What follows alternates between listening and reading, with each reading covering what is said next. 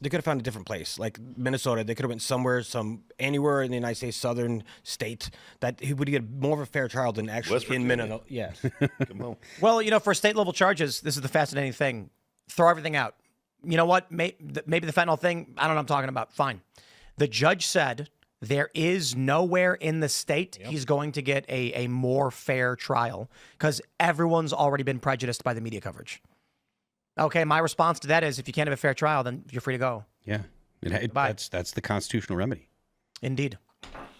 And you'll hear, again, there you go, smash the gavel. We have 3 more backups, so you can break that all you want. And you'll hear the left making all sorts of constitutional arguments, but this is just evidence that they don't actually care about the Constitution. The Constitution is a means to an end, which the end is allow the illegal immigrants to stay. Twist it to well, look at the South Africa thing. Trump brings in 59 white people from South Africa, and it's the apocalypse. The Episcopal Church shuts down its 40-year-old refugee resettlement program. Over 59 people.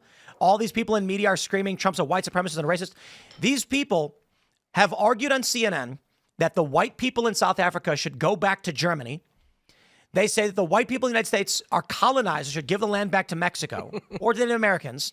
There's literally nothing you can do if you're a white person for these people, but Trump is the racist. Yep.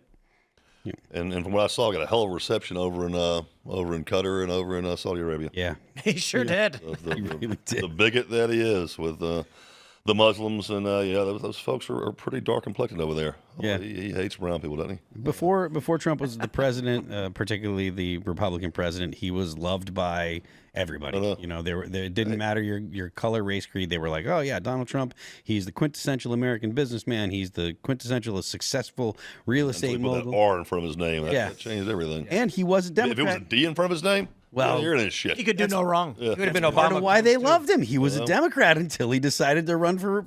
He was a Democrat through all the '90s and 2000s until he decided to run for president. Then he was like, and the D's, the Dems back in the '80s and '90s, they're not too far off of what the R's are right now. Yeah, not too terribly far off. Well, this is something we talked about multiple times on the show. If you look at the makeup of Trump's cabinet, you got Tulsi Gabbard, used to be.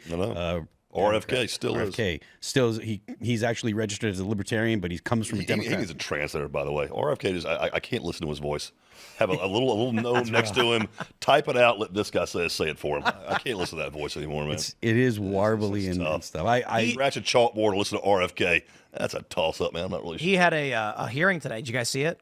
I didn't see the hearing, but I did see the Ben and Jerry's guy. Why aren't the Democrats going, thank you, RFK Jr.? Yeah. I don't understand. He's a liberal getting this policy that Trump's putting in place for negotiating down drug costs should have every single Democrat clapping and giving a standing ovation to Trump.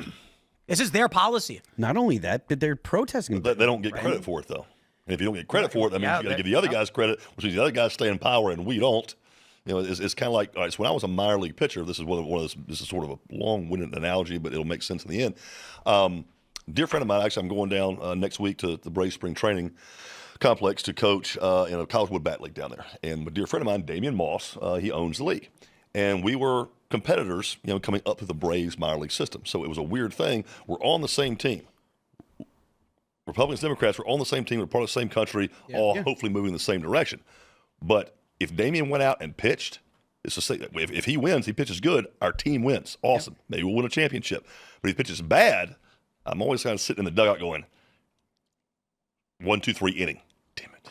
Oh, I gave up 3 that inning. All right. Because if he pitches bad, then I get to get more credit. If I pitch good, I get to the big leagues first. It's sort of a competition within the overall team dynamic. I think that's sort of the same thing with Dems and conservatives. If Trump does something that they were championing, he's going to get credit, not them.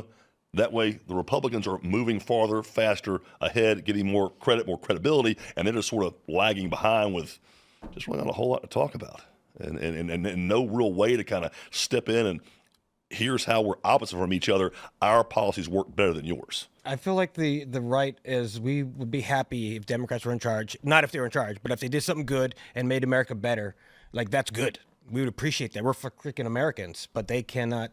They cannot give it back. That's why there are former liberals who voted for Trump. That's why Tulsi Gabbard and RFK Jr. went with Trump, because Trump was like, "I'm going to do these things that are good. Will you work with me?" And these former Democrats were like, "This is my opportunity to do something." I think one of the reasons we see the Democratic Party as psychotic and cultish as it is is because the sane, rational Democrats who saw a path towards accomplishing that, finding their solutions, said, "Okay, Trump, let's work together." I want RFK Jr. is like, "I want to ban artificial food dyes." Trump says, "I can do that with you. Come work with me." And RFK said, "Okay." Now the Democrats have no leadership. Is it the people who wanted solutions said, "We'll take it." Thanks for checking out this clip from Timcast IRL. Make sure to watch the show live Monday through Friday at 8 p.m. Subscribe to this channel, and we will see you all there.